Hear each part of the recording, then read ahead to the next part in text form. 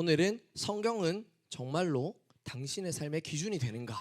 라는 제목을 가지고 말씀을 나눠보도록 하겠습니다. 여러분 혹시 이거 한번 읽어볼까요? 시작. 상식이 기적이 된 시대라는 말 여러분 들어본 적 있습니까? 네. 좋아요. 반응 좋아요. 약간 수련회 벌써 온 것 같아요. 네. 이 말은 어떻게 보면 지극히 상식적인 것들이 어느 순간 드물게 나타나게 되는 오늘날의 모습들을 얘기하고 있는 말이기도 합니다. 다른 말로 하자면요, 이렇게 말할 수도 있겠죠. 몰상식이 일상이 돼버린 시대. 이런 말들이 왜 생기게 되었을까요?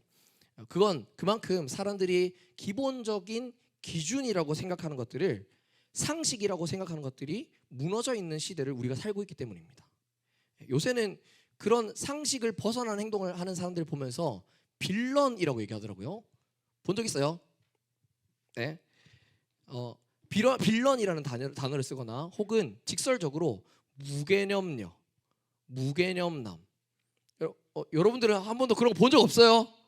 네, 막 뭐 이렇게 주차 위반 구역에 자연스럽게 주차를 해놓고 왜 내가 내 차 여기 대놓는데? 라고 얘기하는 사람들이나 사람들이 일반적으로 생각하는 상식, 공공의 기준을 벗어난 사람들을 향해서 이상하게 보면서 악당 같다, 빌런 같다, 혹은 개념이 없다라는 식으로 표현하는 말이기도 합니다. 담배를 피면서 걸어가는 사람이 담배 꽁초를 아무렇지 않게 길바닥에 던지는 모습을 본다면, 혹은 무단횡단을 하면서도 야야 빵 빨리 지나가라고 빵 하면 내가 왜 지나가는데 왜 빵 하냐면서 얘기하는 사람들을 여러분들이 본다면, 우리는 그 사람들을 향해서 속으로 정말 개념이 조금 없다라고, 혹은 몰상식하다라고 생각할 겁니다. 우리가 일반적으로 생각하는 기준을 벗어나 사는 모습들을 보기 때문입니다. 뿐만 아니라 여러분들이 일상에서 이런 사람들 보지 않습니까? 언행이 불일치하는 사람들, 한 입으로 두 말하는 사람들을 보면 여러분들은 어떤 생각이 듭니까? 방금 전까지 주변에 있는 친구들이랑 같이 우리 여자친구는 좀 집착이 좀 심한 것 같고 별로야. 걔보다 얘가 더 예쁘지 사실. 이렇게 얘기하던 사람이 걸려온 여자친구의 전화를 받으면서 자기 사랑해 이렇게 얘기하러 왜 이렇게 좋아해요? 그런 얘기를 들어보지 못해서 그런 건가요? 네. 아무튼 그런 식으로 얘기하는 친구들을 본다면, 혹은 당당하게 나는 지금까지 살면서 불닭볶음면을 먹으면서 물 먹는 사람들 이해가 안 가. 엽기 떡볶이 먹으면서 물 먹는 사람들 이해가 안 가 라고 얘기하면서 절대 자신은 매워서 먹는 게 아니라 목이 말라서 물을 먹는 거라고 얘기하는 친구들을 본다면 여러분도 어떻게 생각했어요? 우리 모두 다 속으로 왜 저렇게 살까? 네, 이렇게 한심하다고 생각하지 않으시겠습니까? 근데 여러분, 우리의 모습은 어떻습니까? 하나님은 내 인생의 전부입니다 라고 얘기해놓고 하나님만으로 어떻게 인생을 삽니까? 수련회 가서 혹은 예배 열심히 드리고 은혜 받으면 하나님께 나의 삶의 모든 것을 드리겠습니다 하고 근데 학원 가는 시간은 빼고 윈터스쿨 가는 시간 빼고 이건 빼고 저건 빼고 하나님의 사람은 하나님의 말씀으로 삽니다 라고 당당하게 선포하고 어떻게 세상을 말씀으로 살 수가 있어? 그렇게 말씀대로 사는 건 호구야, 바보야 라고 얘기하는 사람들을 보지 않습니까? 오늘 말씀은 그런 여러분들에게 질문하는 겁니다. 뭐라고요? 성경은 정말로 당신의 삶의 기준이 되는가? 라고 말입니다. 오늘 말씀을 통해 우리는 우리의 어떤 모습 때문에 성경을 기준으로 삼지 않고 살아가는지, 우리는 어떤 모습 때문에 성경을 기준으로 삼지 않고 살아가는지 살펴볼 것입니다. 또한 하나님 말씀을 통해 우리 영혼의 썩은 부분들을 도려내고 새로운 삶으로 태어나게 되기를 예수님의 이름으로 기대합니다. 좋습니다. 오늘 말씀의 14절을 살펴보기 원하는데요. 오늘 14절의 말씀을 보면 우리가 우리 안에 어떤 모습이 말씀을 기준으로 삼아 사는 것을 막는지를 잘 보여줍니다. 오늘 말씀이 적혀 있는 디모데후서는 바울이 디모데라는 사람에게 유언과 같이 마지막으로 쓴 편지의 일부입니다. 바울은 디모데에게 앞으로 너의 인생에는 이런 어려움들이 닥쳐올 거야. 너의 인생 쉽지 않을 거야. 믿음으로 말씀으로 지키면서 살아가는 거, 너를 핍박하는 사람들이 정말 많을 거야 라고 얘기하면서 오늘 말하는 14절을 얘기하고 있는 겁니다. 너의 인생에 이런 어려움들이 있을 거야.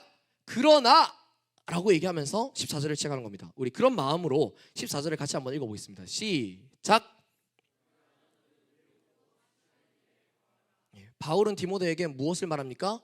이런 어려움들이 닥쳐올 거야. 그러나 너는 배우고 확신한 일에 거해야 돼 라고 얘기하는 겁니다. 그렇다면 여기서 디모데가 지금까지 배워왔던 일은 뭘까요? 바로 하나님의 말씀, 성경을 말합니다. 성경이 어떤 것인지 디모데에게 알려주는 바울의 이 말을 통해서 우리는 우리가 성경을 따라 살지 않는 결정적인 이유를 발견할 수 있습니다. 무엇 때문일까요? 따라 읽어봅시다. 배우기는 하지만 확신하지는 않는 우리. 확신한다라는 말은 약속을 신뢰한다 또는 말씀을 신뢰한다라는 말을 의미합니다. 말씀을 신뢰한다는 건 무엇을 의미할까요? 말씀을 신뢰한다는 건 곧 하나님을 신뢰하는 것을 의미합니다. 여러분, 제가 지금 먼저 일어나서 손드는 사람에게 기프티콘 쏴주겠습니다. 저 진짜 쏴줘야겠다. 네, 진짜 쏴줄게요. 알겠습니다. 이렇게 보세요. 저의 말을 신뢰한다는 건 저를 신뢰한다는 것과 마찬가지입니다. 마찬가지로 하나님의 말씀을 신뢰한다는 건 하나님을 신뢰한다는 것과 같은 의미입니다. 여러분은 정말로 하나님을 신뢰합니까? 제가 분이엘에서 많은 친구들을 만나서 얘기해 보면요, 모든 친구들이 다 삶에 문제가 있어요. 안 그런 것 같아 보이지만 뭐 가정 형편이 좋든 나쁘든 그런 건 상관없이, 성적이 좋든 나쁘든 상관없이 모든 사람들이 다 하나씩 문제를 가지고 살아갑니다. 근데 웃긴 게 뭔지 알아요? 그렇게 문제가 많은데도 하나님을 찾지 않습니다. 인생에 고민이 있고 진로에 문제가 있대요. 비전이 중요하대요. 입시가 인생의 전부래요. 입시에 인생이 걸려있대요. 고등학교 시기가 그만큼 평생에 있어서 정말 중요한 시기래요. 고3이면 인생의 시작을 좌지우지하는 중요한 시기이기 때문에 그만큼 중요한 시기를 보내고 있다고 모두가 얘기합니다. 그런데 정작 그 중요한 시기에 하나님의 말씀을 찾지 않습니다. 하나님의 말씀을 찾지 않는다는 건요, 하나님을 찾지 않는다는 것과 같은 의미입니다. 여러분, 문제투성인데 왜 말씀을 안 봅니까? 문제투성인데 학교에서도 관계의 문제, 집에서도 가정의 문제, 학원에서도 나의 인생의 문제 그렇게 많다는데 왜 하나님을 찾지 않습니까? 하나님이 해결해 주셔야 될 문제가 투성이고 하나님이 나에게 말씀하셔야 될 게 너무나 많은데 왜 수련회를 가지 않습니까? 여러분, 수련회 왜 갑니까? 수련회 친구들이랑 놀러 갑니까? 좋습니다. 뭐 그런 얘기, 그런 생각하는 친구들도 있을 수 있습니다. 친한 친구들이랑 잘 수 있으니까. 근데 여러분, 그거는 전사님이 생각할 때 소년부, 중등부 정도까지인 것 같습니다. 고등부는요, 저는 알아요. 고등학생 정도 되면 이제 진짜 진지하게 인생에 대한 고민을 할 시기입니다. 어른들은 여러분들의 고민을 아무렇지 않은 거라고 생각하면서 지나갈 수 있습니다. 근데 전도사님은 그렇게 느껴요. 여러분들은 누구보다도 여러분의 인생에 대해서 가장 중요한 고민을 하고 있는 시기입니다. 그게 고등학생의 시기예요. 근데 여러분, 그 중요한 고민을 하면서 왜 하나님의 말씀은 찾지 않습니까? 여러분에게 하나님의 말씀이 필요한데 왜 수련회를 가자고 억지로 선생님이 얘기해야만 갈까 말까 고민합니까? 수련회는 하나님의 말씀을 들으려고 하는 겁니다. 내 인생에서 정말 중요하다고 생각하는 말씀에 나의 시간을 드리는 겁니다. 왜 금같은 시간을 3박 4일이나 뺏어 갑니까? 그만큼 여러분의 인생이 중요하기 때문입니다. 중요한 인생인데 말씀 없이 됩니까? 윈터스쿨은 중요하고 강의 하나 듣는 건 중요하고 보충 하나 빠지는 건 중요하고 정작 나에게 제일 필요한 하나님 말씀은 찾지도 않습니다. 잠언의 말씀에 보면요, 이렇게 나와 있습니다. 사람이 마음으로 자기의 길을 계획할지라도 그 걸음을 인도하시는 이는 여호와시니라라고. 근데 여러분 정신을 차려야 됩니다. 우리 마음으로 여러분이 노력할 수 있는 최선을 다해서 죽을 힘을 다해서 계획하고 노력한다 하더라도 그 걸음을 인도하시는 분은 여호와시라는 걸 기억해야 됩니다. 여러분이 잠언의 말씀을 다르게 얘기하면 뭔지 아세요? 사람이 마음으로 자기의 길을 계획할지라도 그의 걸음을 인도하시는 이는 여호와시니라. 이 말씀을 다르게 말하면요, 사람이 자기의 마음으로 계획한 모든 것이 실패하더라도 그의 걸음을 인도하시는 이는 여호와시다라는 겁니다. 여러분, 여러분이 생각하고 계획하고 시도하고자 했던 모든 계획이 실패한다 하더라도 하나님이 여러분의 인생을 이끌고 가면 갈 수 있는 겁니다. 그게 말씀입니다. 여러분, 여러분에게 필요한 건 잘 짜여진 계획이나 노력, 윈터스쿨이 아니라 하나님의 말씀, 하나님이 필요한 겁니다. 전사님이 여러분들을 만날 때마다 그런 마음이 듭니다. 내가 이 아이들의 인생을 책임져 줄 수 있을까? 여러분, 미안하지만 전도사님 여러분의 인생을 다 책임져 줄 수 없습니다. 그렇기 때문에 하나님이 필요하다고 여러분들한테 얘기하는 겁니다. 여러분, 전도사님은 여러분의 인생을 책임져 줄 수 없지만 하나님의 말씀은 여러분의 인생을 책임질 수 있습니다. 우리는 듣고 배운 것을 확신해야만 합니다. 하나님의 말씀을 듣기만, 배우기만 해서 끝이 아닙니다. 확신해야 됩니다. 약속을 신뢰하고 하나님의 말씀을 기억해야 됩니다.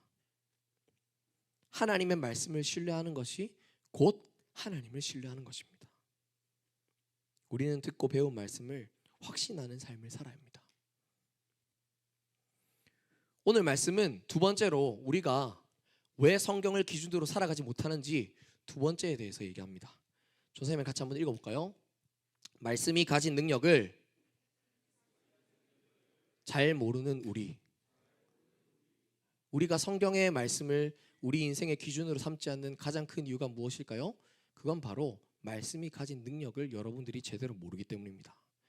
오늘 말씀 15절에서 17절은 말씀이 가지고 있는 능력이 무엇인지를 자세히 설명해 줍니다. 우리 같이 한번 15절에서 17절 읽어보겠습니다. 시작.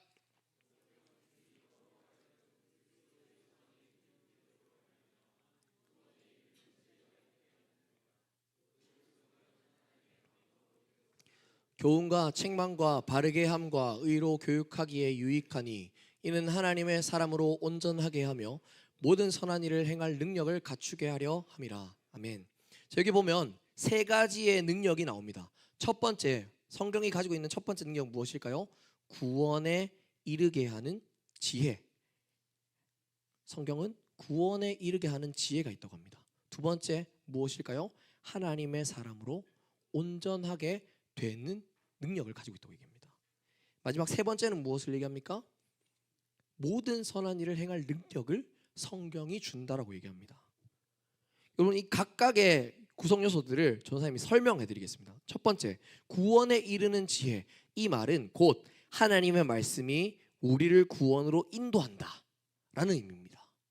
다른 말로 하자면 말씀만이 우리를 구원으로 인도한다라는 거예요. 여러분, 말씀만이 우리를 진정한 구원으로 인도하는 것입니다. 병든 사람한테 콜라 먹어 한다고 병이 낫습니까? 병든 사람에게는 약이 필요하죠. 구원을 얻기 위해 필요한 것은 말씀밖에 없습니다. 여러분, 여러분의 인생을 구원하기 위해서 다른 것이 필요한 것이 아닙니다. 말씀만이 우리를 구원에 이르게 할 능력이 있는 겁니다.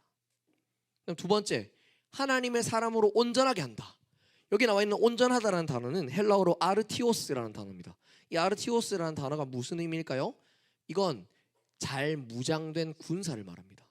어떤 임무나 어떤 일들을 수행해내기에 잘 준비되어 있는 상태를 온전한 아르티오스라고 얘기합니다. 다시 말해 말씀만이 우리를 모든 상황 가운데서 지켜낼 수 있게 무장시켜 준다는 걸 얘기합니다.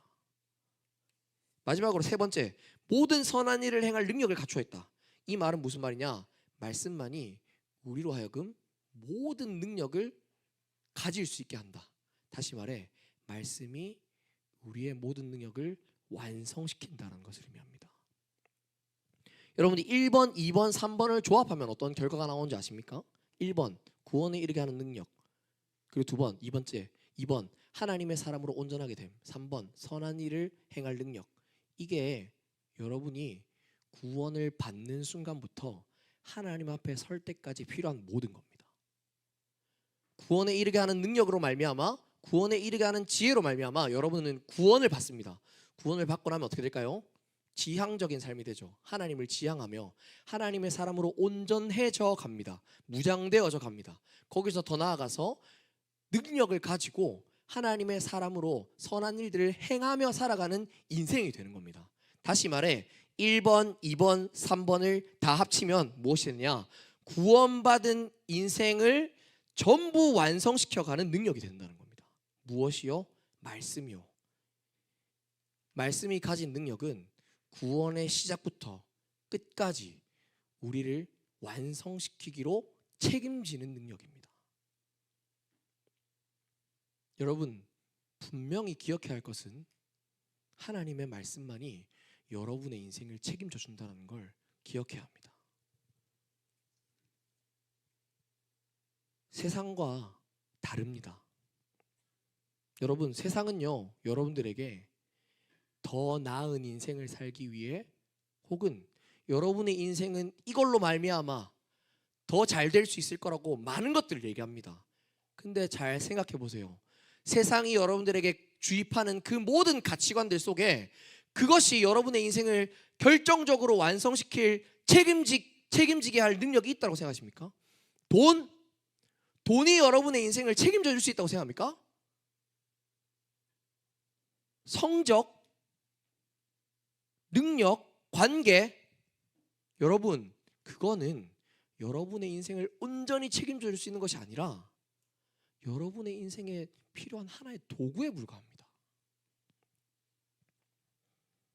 마치 우리가 보기에 전부인 것 같아 보이는 것들은, 인생의 전부인 것 같아 보이는 것들은 결코 우리 인생을 책임져 주지 않습니다. 하물며 여러분 옆에 있는 친구들도 그렇고 부모님도 여러분의 인생을 끝까지 책임져 줄 수 없습니다. 내가 지금 내 인생에서 가장 중요하다고 생각하는 그 많은 사람들, 그 사람들이 여러분들을 배신한다는 의미가 아니라 그 사람들도 언젠간 여러분 곁을 떠나게 되는 순간, 떠날 수밖에 없는 순간들을 맞이합니다.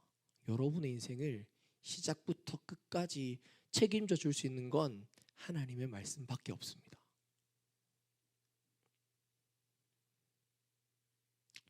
우리 인생을 완전히 책임져 주지 않는 것들을 우리가 완전히 책임져 줄 것이라고 착각하고 살아가면요, 그것들의 목이 메인 채로 노예로 살아가게 됩니다.